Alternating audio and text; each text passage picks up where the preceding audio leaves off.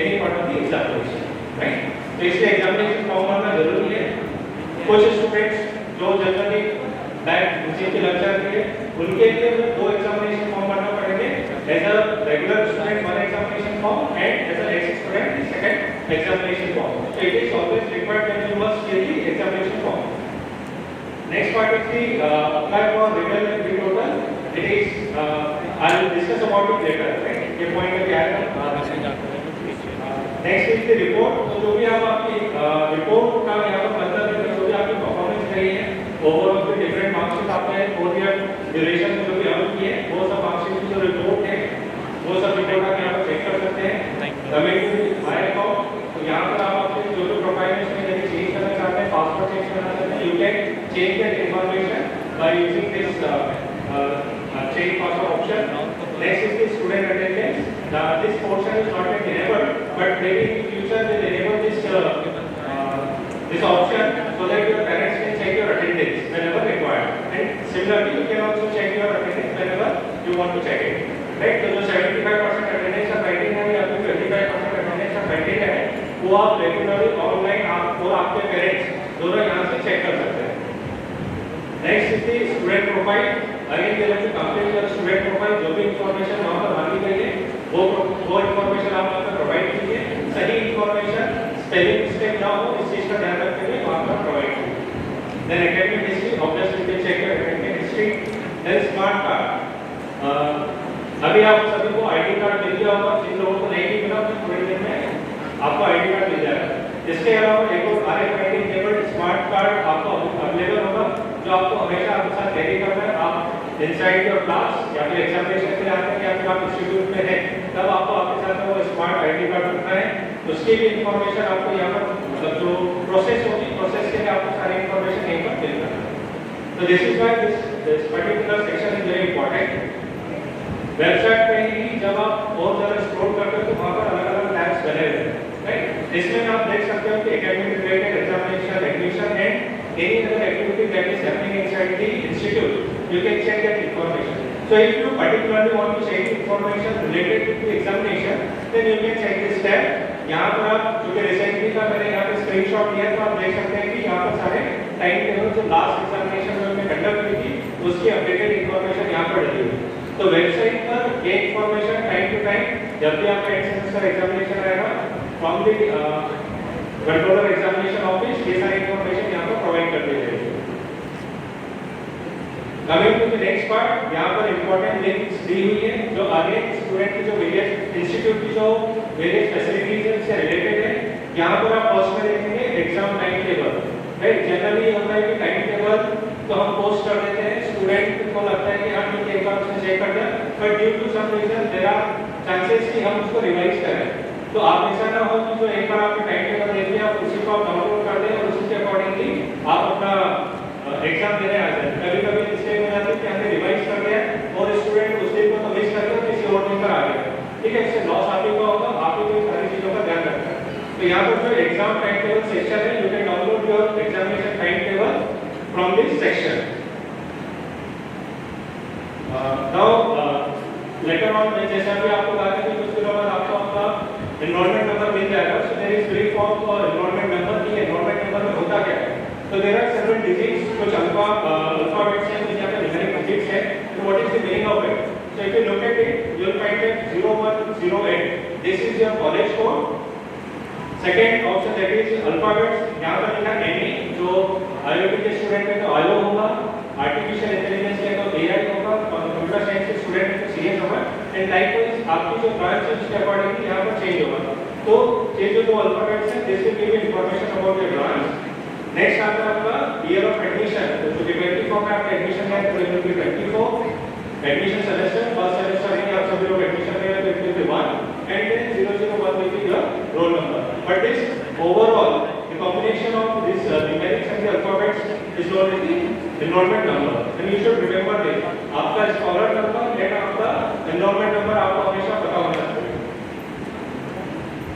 Similarly for the any student, जो course of वाला जो सेक्शन है कोर्स में यहाँ पर चेंज हो जाएगा, यहाँ पे लिखा हुआ any for the MTech level to MTech and the remaining enrollment number will remain same. Student, क्योंकि लेटरल एंट्री स्टूडेंट का जो एडमिशन होता है वो थर्ड सेमेस्टर में होता है और बेसिकली वो डिप्लोमा होल्डर्स होते हैं, तो उनके जो एनरोलमेंट नंबर है वहाँ पर चेंज का आएगा। तो आप देख सकते हैं ईयर ऑफ एडमिशन के बाद यहाँ पर लिखा हुआ है 3 and D। 3 में यहाँ पर मतलब है they are admitting in the third semester and चूंकि they are diploma holders, so that is a D is significant is providing the information of that they are diploma holders। आगे सम checklist, जैसा कि आपको पहले भी कहा था कि आप बार-बार चेक करें कि जो भी आप इंफॉर्मेशन आपने प्रोवाइड की है वो इंफॉर्मेशन करेक्ट है, स्पेलिंग सही, उसकी इंफॉर्मेशन आप चेक कर लें।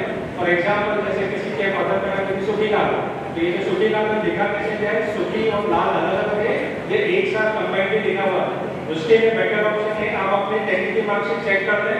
10th की मार्कशीट में यदि आपको लगता है कि सारी इंफॉर्मेशन करेक्ट है, उसी मार्कशीट के अकॉर्डिंगली आप अपनी इंफॉर्मेशन प्रोवाइड करें। तो whether it is your name, your father's name, your mother's name और your date of birth. Generally ये भी होता है कि डेट ऑफ बर्थ पे ध्यान नहीं देते, डेट ऑफ बर्थ की गलत चलती रहती है। तो 10th की मार्कशीट अगेन वेरी इंपॉर्टेंट, वहां पर जो डेट ऑफ बर्थ लिखी हुई है वही आपके आधार कार्ड में दी होगी और वही आप इंफॉर्मेशन यहाँ पर प्रोवाइड करें, तो ही ज्यादा बेटर रहेगा, आपको इधर उधर चक्कर नहीं लगाना। इन केस फिर भी यदि ऐसा होता है मैं always there to help you out, you can directly contact with the registrar sir. कभी किसी केस में सपोज वो नहीं मिल पाते तो you can directly come to the examination office. This is the scheme of examination. हालांकि यहाँ पर बताने मॉर्निंग सेशन में ऑलरेडी डिस्कस हो चुका है, बट मैं यहाँ पर इसका थोड़ा सा डिफरेंट एस्पेक्ट आपको बताना चाहता हूँ कि यहाँ पर जो वर्ड्स दिए हैं आप यहाँ पर देखेंगे generally there are 6 subjects. 6 subjects के बाद में जो मार्क्स जो अलॉटेड है वो थ्योरी और प्रैक्टिकल सेक्शन में डिवाइडेड है। तो थ्योरी और प्रैक्टिकल सेक्शन को जब आप देखेंगे तो थ्योरी में आप ध्यान दीजिए यहाँ पर लिखा हुआ ES that is and semester examination, MS that is mid semester examination, assignment के जो मार्क्स अलॉटेड है that is 10 and quiz। So for any theory examination this 4 section or the 4 parts will be there। हमारा काम है as a office of control of examination और work is to look after the end semester examination. तो end semester examination आपका 60 marks का होगा, mid sem 20, assignment 10 and quiz. Similarly यदि किसी सब्जेक्ट में प्रैक्टिकल सेक्शन भी है तो प्रैक्टिकल के लिए अलग से मार्क्स अवॉर्डेड है। यहाँ पर प्रैक्टिकल का एंड सेमेस्टर एग्जामिनेशन होगा, then end of the stage for therefore क्या आपके 10 मार्क्स अलॉटेड है। प्रैक्टिकल एग्जामिनेशन या फिर प्रैक्टिकल कोर्स में भी आपका क्विज डे टू डे वहाँ पर कंडक्ट होगा। तो जितने सेक्शन है जहाँ पर मार्क्स अलॉटेड है सारे सेक्शन इंपॉर्टेंट है, आपको हर एक सेक्शन को अटेंड करना जरूरी है, उसमें जो असेसमेंट प्रोसेस है उसमें पार्टिसिपेट करना जरूरी है। यदि किसी भी सेक्शन को आप मिस करते हैं तो मिस करना मतलब सेमेस्टर में राइट उस सब्जेक्ट आपके बैक करने नेक्स्ट सेमेस्टर में आपको फिर से अपीयर होना पड़ेगा। ठीक है, नेक्स्ट की शायद डिस्कस करने होगा तो मैं बता देता हूं यहाँ पर help stage for I mean content hours कि आपके कितने लेक्चर होंगे, कितने पीरियड होंगे, कितने प्रैक्टिकल सेशन होंगे। तो लाइकवाइज अलग-अलग सेमेस्टर में अलग-अलग स्कीम आपको मिलेगी जिसमें क्रेडिट पर उसके मार्क्स या फिर सब्जेक्ट नॉमिनेशन डिफरेंट होगा। आप उसको ध्यान से देखिए, उसके accordingly should prepare for yourself. Coming to the offline mode examination, जैसे कहा था मिड सेमेस्टर एग्जामिनेशन होगा। इस mid semester examination is totally departmental thing. जो भी आपका डिपार्टमेंट है या फिर जो भी आपके क्लास टीचर है they will look after the mid semester examination. Mid semester examination generally 20 marks का होता है। 20 मार्क्स एग्जामिनेशन मतलब एक सेमेस्टर में 2 बार आपका मिड सेमेस्टर एग्जामिनेशन होगा। मिड सेमेस्टर एग्जामिनेशन में भी जो भी यदि आप जो भी एग्जामिनेशन देते हैं आप चाहते हैं कि आप कॉपी चेक देखना चाहते हैं कि जो आपको मार्क्स अवॉर्डेड है वो सही है गलत है, you can directly contact with your faculty member या फिर जो भी क्लास टीचर है जिन्होंने वो पर्टिकुलर सब्जेक्ट पढ़ाया है उनसे कांटेक्ट कर सकते हैं और उनसे उस मिड सेमेस्टर के बारे में इंफॉर्मेशन ले सकते हैं। तो we have a transparent system, you can anytime go to your faculty member and ask for whatever all your queries, right? Coming to the next part, that is the end semester examination, which is our part, right? इसकी जो पूरी responsibility है वो office of controller exam की है। इस तरीके से होता है तो जनरली हर एक सेमेस्टर का एग्जाम यहाँ पर होता है तो कुछ तो रेगुलर स्टूडेंट होते हैं बट कुछ एक्स स्टूडेंट भी होते हैं। तो एग्जामिनेशन सभी का करवाना है, इसलिए सभी सेमेस्टर में भले वो यूजी प्रोग्राम का हो, पीजी प्रोग्राम या फिर पीएचडी, सारे exam office of controller exam में कंडक्टेड। आज के केस में जो 24 एडमिटेड बेस है, here total marks for the end semester examination is 60। आज के लिए जो पासिंग मार्क्स है this are 90, almost 1/3 of it. तो which is very simple to get, right. But फिर भी कुछ स्टूडेंट होते हैं जो पढ़ाई में वीक होते हैं, या फिर वो जो भी इन्वायरमेंट है उसके साथ में ढल नहीं पाते, तो शायद कभी कभी उनके साथ में ये प्रॉब्लम होती है कि वो 90 मार्क्स नहीं आ पा रहे हैं। But anything you should not feel believe, you should always talk to your faculty member, जो भी आपको प्रॉब्लम है आप उनसे डिस्कस करिए, आपके सीनियर्स हैं, पुराने जो क्वेश्चंस पेपर आप उनका रेफर करें, and believe me it is very simple to get at least 25 to 30 marks in any kind of examination, right. और ज्यादा आप मेहनत करेंगे तो हो सकता है वहाँ पे 1 ग्रेड आपको आ जाए। Examination time table, end semester examination generally नवंबर या फिर नवंबर एंड दिसंबर फर्स्ट वीक में कंडक्ट होता है, जिसका जो एग्जामिनेशन टाइम टेबल है will post that time table on the website and you can check to your portal में लॉगिन करके भी चेक कर सकते हैं, वेबसाइट पे भी चेक कर सकते हैं, जैसे आप बताएं कि आप डाउनलोड करके भी रख सकते हैं। तो 10 से 15 दिन पहले आपका एग्जामिनेशन टाइम टेबल है वो वेबसाइट पर अवेलेबल होगा। जो आपके एग्जाम्स हैं, duration of the examination will be of 3 hours. इसके बाद जो इंपॉर्टेंट थिंग है कि जब आप एग्जामिनेशन देने आते हैं, जैसे अभी आपको कहा कि there are 6 theory papers in a particular semester, तो हर एक थ्योरी पेपर के लिए आपका सेटिंग अरेंजमेंट डिफरेंट होगा। जो जिस भी रूम में आपने लास्ट एग्जाम दिया था, जिस भी सीट पर आप बैठे थे, ऑल विल चेंज। तो हर बार जब भी आप एग्जामिनेशन देने आते हैं, यू शुड चेक इट, जो आपके पोर्टल पे सारी इंफॉर्मेशन अपडेटेड रहेगी, वेबसाइट पे इंफॉर्मेशन अवेलेबल रहेगी, आप वहाँ पे अपना सेटिंग अरेंजमेंट देख सकते हैं, ताकि वहाँ पर आपको जरूरत भटकना ना पड़े। साथ ही साथ जो भी रूम आपको अलॉटेड है, रूम के बाहर भी सेटिंग अरेंजमेंट वेबसाइट रहता है, वहाँ पर भी आप इजीली चेक कर सकते हैं। Plus, there are faculty members inside the room, they will also help you out. But generally ये मान के चलिए कि आप खुद ही चेक करते हैं, तो आपको जरूरत नहीं बैठना पड़ेगा। टाइम क्रूशियल होता है, बहुत से स्टूडेंट घबराहट रहते हैं, घबराहट में रहते हैं, कितने बच्चे बेहोश भी हो जाते हैं, तो इस चीज का थोड़ा सा ध्यान रखें, अपनी तैयारी पहले से करते हैं। Coming to the practical end semester examination, यदि जैसे आपसे कहा कि जिस तरीके से आपका थ्योरी एग्जाम होगा उसी तरीके से प्रैक्टिकल एग्जामिनेशन भी होगा। Particularly for the first year जो टाइम टेबल है हम लोग प्रोवाइड करते हैं, उस टाइम टेबल के अकॉर्डिंगली आपको आपकी पर्टिकुलर डे पे अवेलेबल रहना पड़ता है। इसके जो प्रैक्टिकल एग्जाम में आपसे जो भी लैब वर्क है, तो लैब वर्क में आपसे एक्सपेरिमेंट करवाया जाएगा, उससे रिलेटेड आपसे वाइवा किया जाएगा, उससे रिलेटेड हो सकता है आपसे रिटर्न वर्क भी हो और आपका क्विज भी कंडक्ट हो। तो generally it is considered like at least you should get 50% marks in that. Now coming to the again very interesting part, the question paper format. अभी चूंकि आपको नए सिलेबस, चूंकि आपको स्टेप तो दिखाई थी, now सिलेबस आप वेबसाइट पर अपलोडेड है। किसी भी पर्टिकुलर सब्जेक्ट के सिलेबस को आप देखेंगे तो syllabus is divided into 5 units, right. 5 unit में डिवाइडेड है। 5 यूनिट जैसे सपोज फिजिक्स का है तो कुछ लाइट से रिलेटेड है, कुछ वहाँ पे इलेक्ट्रॉनिक्स जो ट्रांजिस्टर है, कैपेसिटर है, जो थ्योरी से रिलेटेड है। तो देयर आर 5 यूनिट्स, हर एक यूनिट का आपका वेटेज होता है, क्योंकि 60 मार्क्स का आपका पेपर होगा, तो 12 मार्क्स हर एक यूनिट को असाइन है। क्वेश्चन इस तरीके से होंगे तो आप देख सकते हैं। क्वेश्चन नंबर 1 में there are 4 parts, part A, part B, part C and part D. Part A पर यदि आप जानेंगे तो it is of 2 marks. Part A जो जनरली ऑप्शन यहाँ पर हम MCQ type of questions are provided, या फिर फिलिंग द ब्लैंक्स या फिर 1 सेंटेंस और 1 word questions are provided in this section.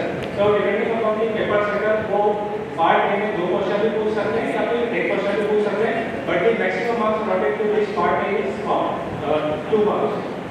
Coming to the part B भी इसी सेमेस्टर से चेंज किया हुआ है। पहले ये भी एमसीक्यू टाइप का, बट हम यहाँ पर क्या करते हैं कि 1 सेंटेंस या फिर very brief you like to write a very brief answer of the asked question, जिसमें मिनिमम जो या फिर मैक्सिमम वर्ड जो पॉसिबल है that is 50।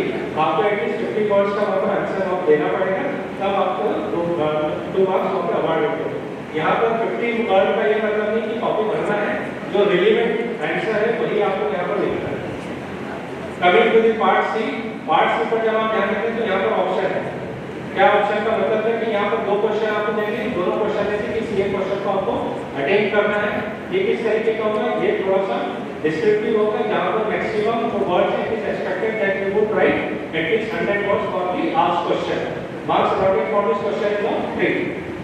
Coming to the part D, ये descriptive long answer type of question है। जो भी क्वेश्चन आपसे पूछा जाता है, यहाँ पर जो ऑप्शन गिवन है, तो इन दोनों में से आपको किसी एक क्वेश्चन को अटेम्प्ट करना है। मैक्सिमम जो वर्ड अलॉटेड है दैट इज 400 एटलीस्ट 400 वर्ड का आपका आंसर होना चाहिए, रिलेवेंट इंफॉर्मेशन वहाँ पर होना चाहिए और मैक्सिमम मार्क्स 140 स्टार्ट। तो पर्टिकुलर यूनिट के लिए यही इसी तरीके का पैटर्न होगा। सिमिलरली देयर आर 5 यूनिट्स, तो हर एक यूनिट के लिए सेम पैटर्न ही फॉलो होगा। ध्यान देने वाली बात है कि part C and part D there will be choices in both the section, so you should take care of it. UFF policy again it is a very creative thing. We should not talk about the UFF policy because एक अच्छा environment है। UFF policy के बारे में बात तो नहीं करना चाहिए, but it is the part and parcel of the examination. Those who cheat they get punished. Right? ये सिंपल सी चीज है। आप एग्जामिनेशन देने आएंगे, एग्जामिनेशन को आप पूरे रूल्स एंड रेगुलेशन को फॉलो कीजिए। यदि आप ओवर स्मार्ट बनने की कोशिश करते हैं तो और कैटेगरी पेपर्स आप ओवर स्मार्टर देंगे। राइट? आप मोबाइल फोन यूज करेंगे, आप कोई पेपर कटिंग लेकर आया है या फिर किसी और तरीके से आप चीटिंग करने की कोशिश करते हैं तो कहीं किसी ना किसी तरीके से आप पकड़ा ही जाते हैं। पकड़ाने के बाद में कोई ऑप्शन नहीं बचता है। जो यहाँ पर सिर्फ इतना ही बताना चाहूँगा कि मिनिमम पनिशमेंट भी है और सीवियर पनिशमेंट भी है। मिनिमम पनिशमेंट में ये होता है कि जो भी जिस भी क्वेश्चन पेपर में आप पकड़ाए हैं वो क्वेश्चन पेपर में आप फेल हो जाएंगे, नेक्स्ट सेमेस्टर में आपको अटेंड करना पड़ेगा। साथ ही साथ यदि कुछ इस तरीके के केसेस आए हैं कि स्टूडेंट को लगता है कि नहीं ठीक है नेताजी से फोन करवा लेंगे, ये कर लेंगे, वो कर लेंगे, ऐसा कुछ नहीं होता है। जितने ज़्यादा आप उन चीज़ों में पढ़ेंगे सिवियरिटी और पनिशमेंट बढ़ता जाएगा। सीवियर में जनरली क्या होगा आपके सेमेस्टर पे कर जाएगा। तो जनरली प्लीज कंसीडर कि आप एक अच्छे घर से को बिलोंग करते हैं, अच्छी आदतें रखें, ढंग से पढ़िए, ढंग से एग्जामिनेशन कीजिए, जो उसके रूल्स रेगुलेशन को फॉलो कीजिए। कोई तकलीफ आपको है तो आपके फैकल्टी मेंबर से, आपके एचओडी सर से या फिर वो और भी आपके जो भी एग्जामिनेशन सेक्शन के आप डायरेक्टली आ सकते हैं। किसी तरीके की डिफिकल्टी है आप सही तरीके से आपके एग्जामिनेशन को फॉलो करें। डिक्लेरेशन ऑफ रिजल्ट कोई भी एग्जाम जब इट इज बिलीव्ड कि आपने सभी चीजें अच्छी तरीके से कर लिया, अपना प्रैक्टिकल एग्जामिनेशन भी सभी अच्छी तरीके से कंप्लीट हो गया है तो विदिन 15 to 20 डेज आपका जो रिजल्ट है डिक्लेयर हो जाएगा। जो आप आपके लॉगिन आईडी और पासवर्ड के थ्रू आप आपकी प्रोफाइल को चेक कर सकते हैं। Read opening and evaluation generally क्या होता है कि किसी भी स्टूडेंट को यदि सेटिस्फैक्शन नहीं है कि नहीं मैंने कुछ अच्छे से किया था, जो भी मार्क्स अलॉटेड है वो मार्क्स कम है, तो उस स्टेज के लिए आप रीड ओपनिंग और इवैल्यूएशन का ऑप्शन अवेलेबल है। जब भी रिजल्ट डिक्लेयर होगा उसके विदिन 15 डेज सारी इंफॉर्मेशन आपको अवेलेबल रहेगी। आप 15 डेज के अंदर रीड ओपनिंग या फिर इवैल्यूएशन के लिए अप्लाई कर सकते हैं। जनरली सिर्फ थ्योरी पेपर्स में ये ऑप्शन अवेलेबल है। थ्योरी पेपर्स में भी सिर्फ 2 सब्जेक्ट है, आप ये ऑप्शन को चूज कर सकते हैं। राइट? देयर आर प्रोसेस, इस प्रोसेस के थ्रू सारी चीजें की जाएगी। प्रोसेस कंप्लीट होने के बाद में यदि ऐसा ऑब्जर्वेशन है कि हाँ चेंज होना चाहिए तो वो चेंज वहाँ पे आपके रिजल्ट में रिफ्लेक्ट होगा। इसके बाद जब रिवेल का रिजल्ट आ गया, रिवेल का रिजल्ट आने के बाद आपको लगता है कि नहीं अभी भी कुछ गलत हुआ है तो फिर चैलेंज में पर्सुएशन का ऑप्शन भी अवेलेबल है। चैलेंज में पर्सुएशन के ऑप्शन में आपको अप्लाई करना पड़ता है कॉलेज जो पर्टिकुलर जो आईटी है इसके ऊपर आपको इंफॉर्मेशन देना पड़ती है, plus you have to be ready with your own evidence. तो इसकी भी ड्यू प्रोसेस अवेलेबल है, उस पूरी प्रोसेस को फॉलो करने से आगे चैलेंज में पर्सुएशन का ऑप्शन ऑप्ट कर सकते हैं। यदि यहाँ पर भी ऐसा लगता है कि तो आप अपनी जगह पर करेक्ट है तो ऑब्वियसली वहाँ पर करेक्शन होगा और आपके रिजल्ट में मॉडिफिकेशन होगा। जैसे कि मार्कशीट फॉर्मेट इस चीज की बात कर रहे हैं, यदि आप देखें तो यहाँ पर एंट्रीज है enrolment number, your name, father's name, mother's name, semester generally यहाँ पर मिस्टेक हो जाती है। तो जो इन्फॉर्मेशन आप एनरोलमेंट फॉर्म में करेंगे वही इन्फॉर्मेशन यहाँ पर रिफ्लेक्ट होगी, इसलिए वो इन्फॉर्मेशन को आप ध्यान से करें। यहाँ पर भी सेम एससीबी सीजीपीए कैलकुलेशन की इन्फॉर्मेशन अवेलेबल है जो आप आपकी मार्कशीट में चेक कर सकते हैं। In the end we wish you all the best कि आप जो भी आपकी आने वाली एग्जाम है या फिर जो आपका टाइम है जैसे कि आप सही तरीके से आप रिवीजन करें, अच्छे से अच्छी मेहनत करें और देश का नाम रोशन करें। Thank you.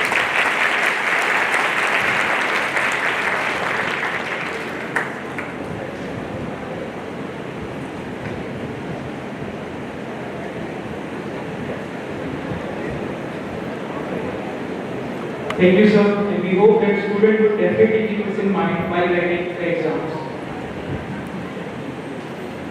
As they say, it's not big if it's not risky. A startup hackathon is where bold ideas meet fearless execution, turning uncertainty into opportunity and risks into breakthroughs. It's the birthplace of innovation, where the day is trying and the future is built. With this quote, we would like to call upon respected professors Dr. Pankaj Agrawal sir and Dr. Rishi Shah to share information on startup cell, idea lab and hackathons. जब exercise खत्म हो जाएगा ना तो बंद कर देंगे फिर नया start I give them an huge round of applause.